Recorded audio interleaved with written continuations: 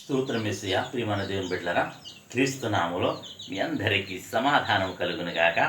ఆమేన్. ప్రతి దినము దేవుని వాగ్దానం అని ఆత్మీయ చక్కటి కార్యక్రమంలో మిమ్మల్ని ప్రేమపూర్వకంగా ఆహ్వానిస్తూ ఉన్నాను. దేవుని బిడ్డలారా, ఎలా ఉన్నారు? బాగున్నారా?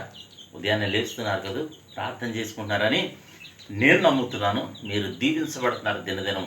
ఒకవేళ నువ్వు ఇంకా దీవించబడలేదంటే ఇక దేవునికి దగ్గరగా జీవించండి.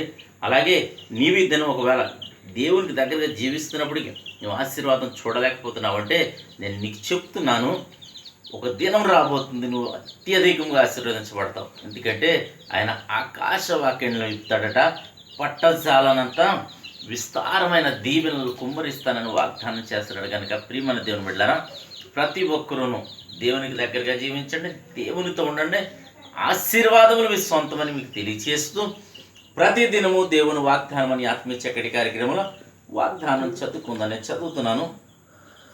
ఇర్మియా గ్రంథము 17వ అధ్యాయము 7వ వచనం. యెహోవాను నమ్ముకునేవాడు ధన్యుడు, యెహోవా వానికి ఆశ్రయముగా ఉండును. 8వ వచనం కూడా చదువు.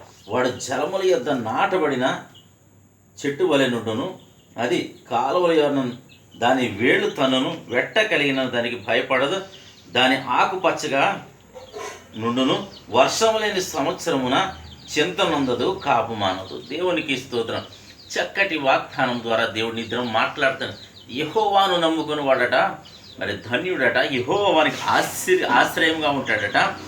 మరి అతడు ఎలా ఉంటాడంటే ఇంకా కాలువల యొద్ద నాటబడిన చెట్టు వలె ఉండి ఆ చెట్టు వేర్లు లోతుగా వెళ్ళినందున వర్షం లేని సంవత్సరం అన్నట భయపడదట, వెట్టగలినా భయపడదట, వర్షం లేని సంవత్సరం చింత నొందడట, అలాగే కాపు కూడా మానదని వాగ్దానం చేస్తున్నాడు. కనుక నీవెప్పుడైతే దేవునికి దగ్గరగా జీవిస్తావో ఆ కాలువల యొద్ద నాటబడిన చెట్టు నీవే. దేవునికి స్తోత్రం, హల్లెలూయా. ఎందుకంటే చక్కటి వాగ్దానం ద్వారా ఇద్దరు నీతో మాట్లాడతాడు. ఎందుకో పరిశుద్ధాత్మ దేవుడు నన్ను బలవంతం చేస్తున్నాడు. ఆ కాలువల యొద్ద నాటబడిన మరి చెట్టు నీవే. ఒకవేళ సహోదరుడు అయినా సహోదరుడు అయినా ఈ వాగ్దానం నీకోసమే. నీవు ఆ యెహోవాను నమ్ముకుని ఉన్నావు, నీవు ఆయనకు భయపడుతున్నావు, ఆయన నీకు ఆశ్రయంగా ఉన్నాడు.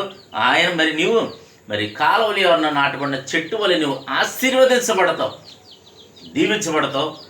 దేవుని చేత నువ్వు కృప పొందుతావు. కనుక నీవు ధన్యుడువు, ధన్యురాలు.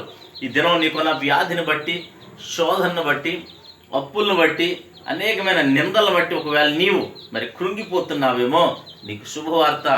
నీ దేవుడు నీ పక్షంగా ఉన్నాడు, నీతో ఉన్నాడు, నిన్ను నడిపిస్తున్నాడు. కనుక భయపడొద్దు, ధైర్యం తెచ్చుకుని ఈ వాగ్దానాన్ని ఎత్తిపెట్టి ప్రార్థన చేద్దాం. దేవుడి మాటలు దీవించును గాక. ఆమేన్. స్తోత్రము తండ్రి, వందనాలు యేసయ్యా. ప్రతి దినము దేవుని వాగ్దానం అని ఆత్మీయ చక్కటి కార్యక్రమంలో తండ్రి విలుస్తున్న వాగ్దానం అయినా ప్రతి ఒక్కరి జీవితంలో నెరవేర్చమని ప్రార్థిస్తున్నాం.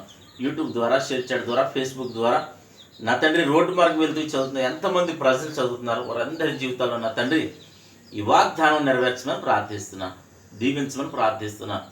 ప్రతి ఒక్కరిని కాలువల యొద్ద నాటబడిన చెట్టు వలె ఆకువాడక తన కాలమందు ఫలం ఇచ్చినట్లు నా తండ్రి వెట్టగలిగిన నేను భయపడకుండా, శ్రమలు వచ్చినప్పటికి భయపడకుండా నా తండ్రి, అలాగే ప్రభువా వర్షం లేని సంవత్సరానికి చింత నొందకుండా, కాపు మానకుండా నీ కాపుతోమని తోడేయడమని, మహిమ పొందమని తండ్రి మీ చిత్తం జరిగించి దీవించమని యేసు పరిశుద్ధ నామమున ప్రార్థన బ్రతిమాలి వేడుకొనిస్తున్నాను పరమ తండ్రి. ఆమేన్. నేను నమ్ముతున్నాను ప్రియమైన దేవుని బిడ్డలారా, ప్రభు మీతో మాట్లాడి మిమ్మల్ని బలపరిచింది. నేను నమ్ముతున్నాను. మీరు నమ్మండి. వాగ్దానం నా కోసమని గ్రహించి వీడియోని లైక్ చేయండి. లైక్ చేయడం ద్వారా ఇది నీ కోసమే అని ఒకవేళ భావిస్తే నువ్వు లైక్ చేయండి, షేర్ చేయండి, ఛానల్ సబ్స్క్రైబ్ చేసుకోండి.